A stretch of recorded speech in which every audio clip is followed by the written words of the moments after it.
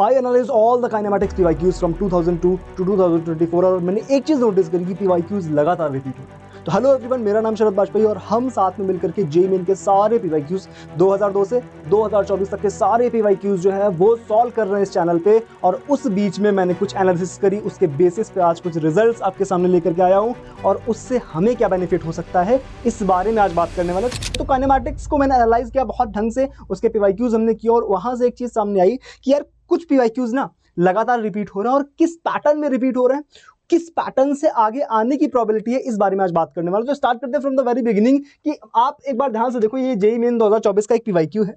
PYQ में आपसे क्या बोला गया है कि the relation between time t and distance x is this alpha x square. जरा ध्यान से देखना इस एक्सप्रेशन को, प्लस बीटा एक्स, ये दिया गया था आपको और आपसे एक्सीलरेशन और वेलोसिटी में एक रिलेशन पूछा गया था। अब ये PYQ जब मैंने कराया तो इसका आंसर आया था something around a is equals to minus का 2 अल्फा v क्यूब। मैंने पूरा सॉल्व कराया, अगर आपको पूरा प्रोसेस देखना है तो उसका लिंक आपको डिस्क्रिप्शन में मिल जाएगा। सारे के सारे PYQs, पूरे PYQs मैंने कराए हुए हैं, जाकर के एक बार देख लो। तो उसका आंसर एक बार ये आया -2 अल्फा v क्यूब। मैंने सोचा चलो अच्छी बात है, ठीक है, PYQ का आंसर ये आ रहा है। उसके बाद मैं अगले PYQ पे सोच गया। अगला PYQ क्या था? द रिलेशन बिटवीन, इसी का अगला PYQ, ठीक है, इसका आंसर ये आया था -2 अल्फा v क्यूब। इसका अगला सवाल क्या था जो जेईई मेन 2021 में आया था? क्या बोल रहा था कि the relation between time t and distance x moving for body t is equals to mx square plus nx। और ध्यान से देखो यहाँ पे क्या था? Alpha x square plus beta x, exactly same सवाल, एग्जैक्टली सेम आंसर। और आपसे क्या बोला? रिटार्डेशन। जब उसने रिटार्डेशन बोल दिया तो माइनस वर्ड इसी में इंक्लूड हो चुका है, तो माइनस लिखने की आवश्यकता ही नहीं थी। आंसर क्या आ जाएगा? इसमें क्या था? 2av क्यूब, तो इसमें क्या था? 2mv cube. मैं क्यों दिखा रहा हूं? क्योंकि आप अगर ये सोचो कि कॉन्सेप्ट सिर्फ रिपीट होते हैं, क्वेश्चंस रिपीट नहीं होते हैं, तो कहीं ना कहीं आप देखा जाए तो कॉन्सेप्ट भी इसमें सेम है और सवाल भी सेम है, डेटा भी सेम है। क्योंकि अगर वो चाहता तो टी का कोई दूसरा एक्सप्रेशन दे देता कि T is equal to something M X power 4 plus 3ax cube, इस तरह से कुछ भी दे सकता था वो दूसरा एक्सप्रेशन, बट उसने यही चूज किया।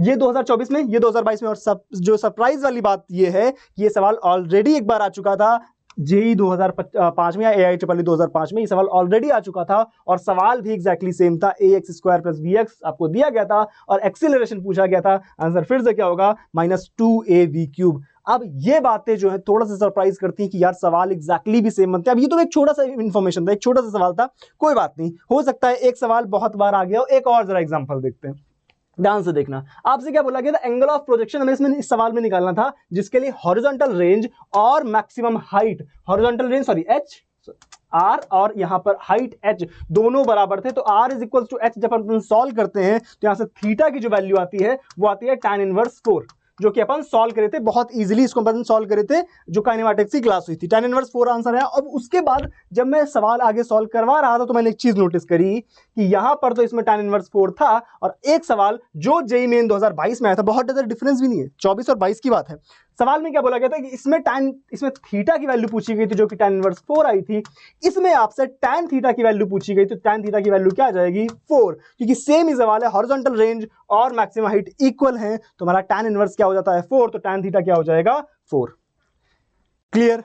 अब इस तरह के सवाल लगातार जो है पूछे जा रहे हैं। अब ये ऐसा नहीं कि सिर्फ एक और सवाल मिल गया, कोई बात नहीं, एक और सवाल। ध्यान से देखो क्या बोला गया था। ये जेईई मेन 2022 का एक सवाल था जिसमें आपसे बोला गया था कि एक पार्टिकल को ऊपर फेंका जाता है और आपको वो टाइम बताना है कि जब ऐसे पार्टिकल घूम करके वापस आता है तो पहली बार जब h/3 पे था और घूम करके जब h/3 पे था तो कितना टाइम का रेशियो आया था। इसको अपन ने सॉल्व किया था बच्चों, आपने भी इसको सॉल्व किया था, आपने ही आंसर बताया था इस सवाल में, याद हो अगर आपको तो √3 - √2 अपॉन √3 + √2 इस सवाल का आंसर था जो कि जेईई मेन 2022 में पूछा गया था।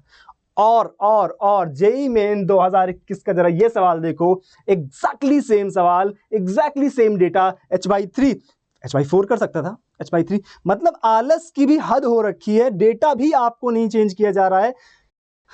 समझो इस चीज को, इस चीज का बेनिफिट आप कैसे उठा सकते हो कि जो कंप्लीट PYQs हैं, सारे के सारे PYQs अगर आपने एक बार कर रखे, कॉन्सेप्ट तो आपको समझ आ ही जाएंगे और अगर कभी जल्दबाजी में सवाल भी सेम आ जाता है तो आपको आंसर तक याद हो जाते हैं इन चीजों के, क्योंकि अपन इन सवालों को ऑलरेडी कर चुके हैं। तो एक बार अगर आपको लिंक डिस्क्रिप्शन में मिल जाएगा, काइनेमैटिक्स के, इलेक्ट्रोस्टैटिक्स के सारे PYQs अपन कर चुके हैं, जो 2002 हो चाहे 2024 हो, सारे बीच के PYQs कर चुके हैं। तो अगर इसमें आंसर √3 - √2 अपॉन √3 + √2 था और सेम सवाल जो है जेईई मेन 2021 में पूछा गया था। चलो एक और रिपीटिंग सवाल, एक और देख लेते हैं।